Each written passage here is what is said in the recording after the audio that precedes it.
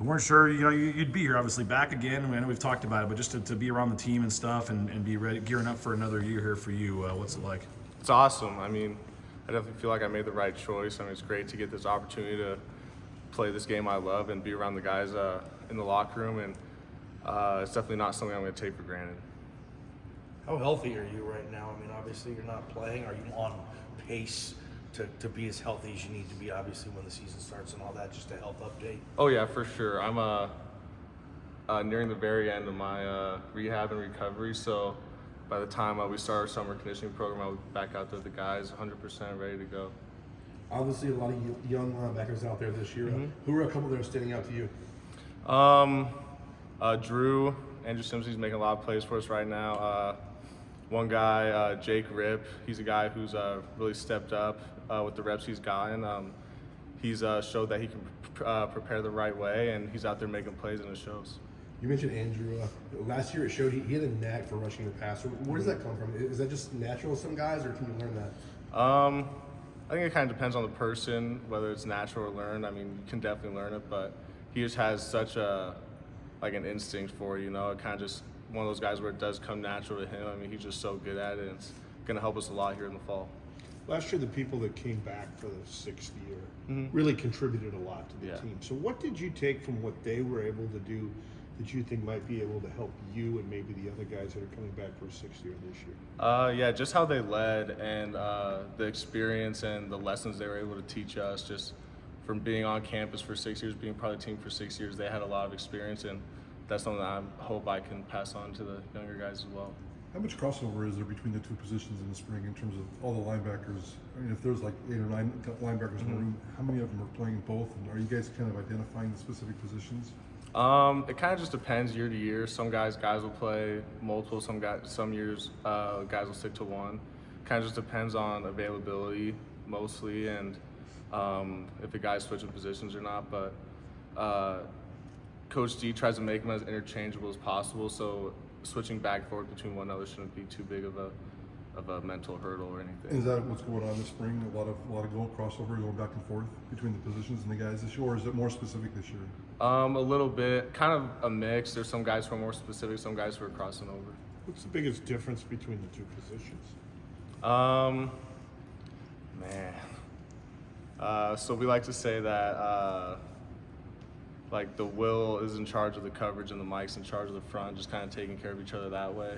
I don't think they're too different in that aspect. A lot of the techniques are the same, but each play, they're gonna have different responsibilities, Is Andrew getting most of the reps in your spot while you're out, or? Yeah, he's getting a lot of reps at Will right now. He's doing a great job. He's flying around making a lot of plays. What's your role? What's your priorities? How you keep him busy? With football or just in general? In spring. With spring? Yeah. Just focus on getting healthy, and then when we're out there at practice, cheering on my guys, pumping them up, trying to be the hype man, keep the energy and the juice up at practice. You mentioned Andrew getting some snaps at Will this year. You played mostly Mike last year, right? No, Andrew played Will for us last year. And when he was in the game, I was playing Mike. Okay. And there's a lot of talk about the guys that are gone, but how eager, do you see a lot of these younger guys eager to kind of show that they're obviously good enough to play here too? Yeah, there's a lot of guys that I think are stepping up, especially up front. Two guys I'd name are Braxton, who's a young guy who didn't get a ton of reps last year, but he's doing a lot of good stuff this spring. And then Cortez, who was hurt for a good amount of the year last year, is another guy who's making a bunch of plays for us, and we're fired up about it. Where do you think, you mentioned you played both last year. Where do you think they probably will use you this year? Whatever Coach D asked me to play that week. So I like to be as interchangeable as possible. So if Coach D asked me to play one week and one another, then that's perfectly fine with me. Since you've been out, maybe you've been able to look at this thing from afar because you're not in the mix. What impressions have you seen of Talon this spring, being Talon's first spring as kind of the man here? What have you seen that's impressed you? Just how explosive he is, in everything he does. And also it's cool to see him take up more of a leadership role now that he is the man. You see him, he talks to the whole offense, he brings guys up, and he leads. He's a very strong leader, and I think that's going to be really good for us on the offensive side of the ball. And I'm sure you guys hear every day how great Ashton is. he's just a really special player. And then some other guys like Prince and Static and Trell are making a bunch of plays, which is really cool to see.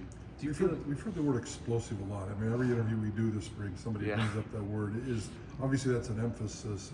How would you describe what you're seeing on the field? I mean, are we talking just longer plays, longer pass plays, explosive runs? I mean, probably all the above. But what are you seeing when you hear the word explosive? I would describe more as like explosive plays, like maybe a guy breaking a tackle that you didn't expect him to break, or a spin move, or just a guy making a play on a ball you didn't think he was going to get to. Like guys just seem like they're moving faster and with that like quick twitch, you know. With the defenses, I mean, as a defensive guy, you don't want to see that. Has the defense been able to stop that, or has the offense been able to take advantage of that this spring? No, I mean, there's definitely been back and forth. Like there's guys being explosive on defense too, like making big hits, getting around the edge quick to rush the passer and stuff like that. Spencer always talks about, that the standard is the standard around here. And Rodney said the other day that you guys fully expect the defense to be better than it was last year. I mean, what's the talk, I guess, about how good you guys can be and how you are going to have to make up for some of the guys you lost and stuff? I mean, we'll be as good as we want to be. I mean, it's all going to come down to how we prep and how we handle the rest of the spring and the summer. And a lot goes into it. And we definitely have the ability to be better than we were last year. But right now, that doesn't mean a lot. It won't mean anything until we line up September 2nd. Do you feel like you have anything to prove football-wise still? I mean, you always feel like you have that chip on your shoulder. I always feel like I'm proving something myself every day, but I don't know if I would say I have something to prove football-wise. I'm just out here trying to do the best I can for those other 109 guys in the locker room. You look at this defense as a whole, you guys lost a lot of leaders from last year. Scotty's gone, Zeke's gone, JL, Tyreek, all those guys. Obviously, you being an older guy, you're going to be looked at as a leader this year. So what is your style of leadership? I'd like to be positive and lift people up. I don't like to get on guys too hard, but I mean, I will if I need to. And then leading by example is a huge thing for me. I'm not always, like right now in the spring, not really doing much. I kind of am the rah-rah guy out there bringing the energy, but when I get back, that's not necessarily my personality. I'm just going to go out there and work and prep and do what I need to do, and I'm going to bring guys along with me, and hopefully that shows when we tee the ball up.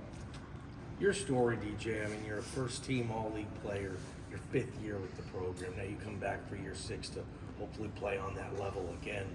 Was there a time in your career where you thought, man, maybe I'm not going to be the all-league type of player that I came here thinking I would be? And then for you to now have it, like, how do you put that in perspective?